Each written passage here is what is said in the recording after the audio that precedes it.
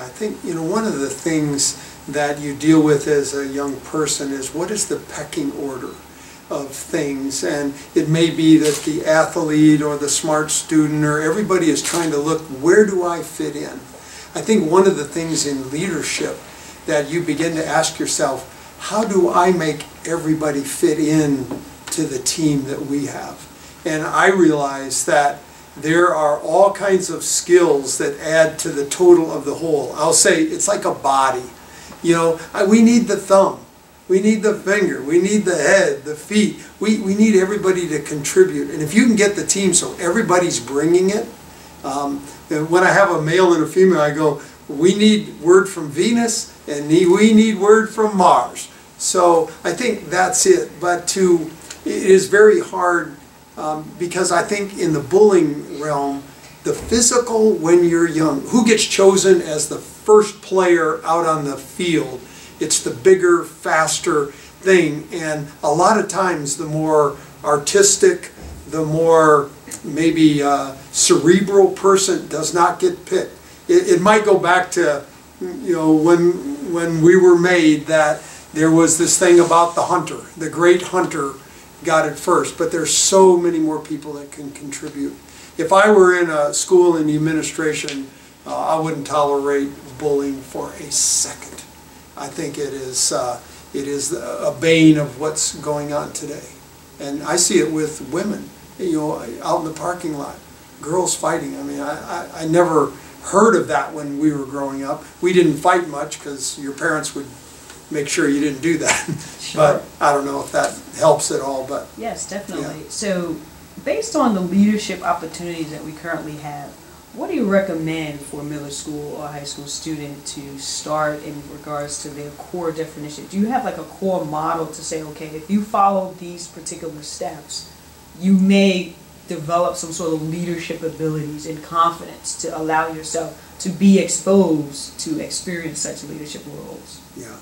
I think one thing I've learned over time, that if you want to grow somebody and you're in a leadership position, don't do your job alone. Meaning, I need to take somebody with. It's the essence of mentorship, really. And if I think I have had a few people in my life that really took me under their wing, and I don't even know if we said it was a formal mentor-mentee thing, but it was to me. I was learning, and the ones I remember most were ones that gave me opportunity well ahead of when I might have had that. Now, I'll give you one example. I worked for the Vice Chairman of the Joint Chiefs of Staff. His name was Admiral Bill Owens. He used to give a ton of speeches, which those guys at that level do a lot.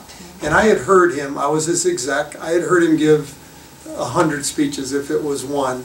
We got to a noon event, and it was a high event. It had congressmen and everything. And he turns to me and he said, I'm going to get up, I'm going to say a few words, I'm going to introduce you, and I want you to give the speech. That's how much preparation I had for that. Wow. But I had heard him so many times that I could almost give his speech as good as he could. And so, but when I look back on that, I'm so thankful he gave me those opportunities. And it kept me on my toes. I tell you, you didn't just come and say, I'm just hanging out here. You knew he might turn to you and say, deliver.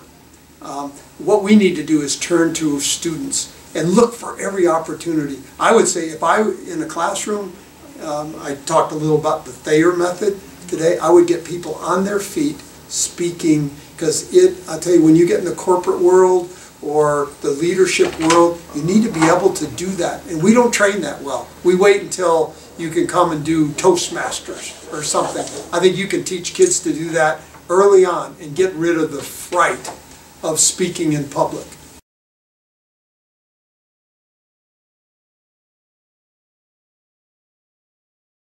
Okay, just one follow-up question. Sure. Based on your entire career, what kind of advice can you give the students as far as overcoming challenges, overcoming adversity? Yeah, I would say the first thing, embrace adversity, and that's a very hard thing. But I would, in my lifetime, as I look back, when things went really well and were really easy, and we all have those areas where that's so easy for me. Math was easy. English was hard. That was an adversity early on. I mean, for me to sit down and write a paper, that was tough. But I learned more in doing that, through that adversity. I think the other part is the learning that happens when things don't go well is a crucial part of our growth. So would we embrace it? And now here's the other part. Leaders have to be able to take that on. I have to be able to say, Jessica, let's sit down and talk about how that went. I'm not firing you. I'm not down on you. I want you to learn. If we understand that leaders have a role in developing people, you wouldn't let some of the things go by that we let go by. I tell you, a sergeant major in the Army that is responsible for a battalion area and there's trash on the ground, I guarantee it, he will not let that go by. He may not pick it up himself. He'll get a team to do it because he wants to teach people that isn't our standard. But I think a lot of what leaders do is teach standards. Sometimes those standards cause adversity in the sense that they didn't meet that standard. Do I have the courage to say, Jessica, you didn't meet the standard on this, let's do a relook. The Army's great in this, we call it after-action reviews. They're the best. I have learned to embrace them. I can't tell you the number of times when I thought after the after-action review, Archie, you'll appreciate this, National Training Center or the Joint Readiness Training Center that I took my battalion through, that when I got done hearing how bad we did and the things I needed to fix, I turned to my boss and said, I guess you probably want to fire me now. And he said, and waste this good lesson you just got? That is a leader that understands the principle. So. Well, thank you very much.